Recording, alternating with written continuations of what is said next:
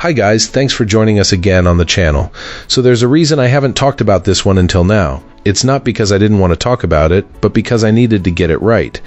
And now the wait's over, but before we get into that, don't forget to check this exclusive discount for it. You can find the link in both the video description and the top comment below. Now let's not waste any more time and jump right into the details. So, after years away from the PC monitor game, I finally rebuilt my rig and went shopping for a desktop display that wouldn't overwhelm my desk. I started with a 27-inch from a walk-in shop, the only one they had, and I quickly learned the hard way that bigger isn't always better for this setup. It wasn't G-Sync compatible with my Nvidia card, and the size just felt awkward for desk gaming even though it looked nice in 4K. After returning it, I spent days reading reviews and trying to figure out the sweet spot for me.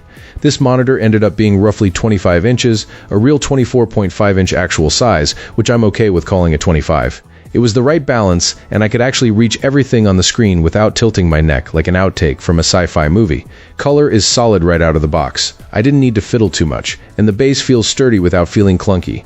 I can switch off the backlights if I'm feeling a bit minimal, which I actually appreciate since I'm not chasing glow aesthetics. The box and packing were a step above what I've seen, secure and neat, and the cables tucked away in a built-in organizer are a small but real convenience. It's nice to have everything included instead of needing to hunt down the right HDMI and DisplayPort cables on day one.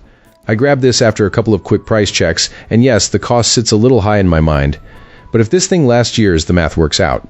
I picked it up for around $315, which in the long run isn't terrible for a quality build. The panel itself isn't the flashiest marketing piece. It's clean and mature, not trying to shout kid-friendly or anything, and that calm design sits well in a grown-up setup.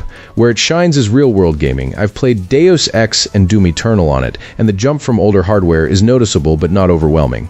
I can't honestly pick a huge difference between 144Hz and 240Hz in day-to-day play, and I'm not chasing a 360 experience anyway. I did notice a slightly milky tint early on before I adjusted, and the Legum test confirmed a few blocks wouldn't pop until I pushed some settings, which means you might tinker with Nvidia color controls or freestyle if you're chasing perfection on a Windows-era system or beyond. The most reassuring bit is the absence of dead pixels or backlight bleed after the initial setup, and the delivery was quick with the courier taking good care of the shipment to Fiji. It's not flawless. The stand is wider than I'd like, and I had to improvise a raise, but for a desktop gaming monitor that fits my space and my budget, this monitor has become a reliable companion. If you're after a solid, understated Alienware option that won't demand a big marketing pitch, this is worth a closer look. That's it for this one. If you found this helpful, tap that like button and subscribe for more. Got thoughts? Questions? Let's talk in the comments. Thanks for watching. See you in the next one.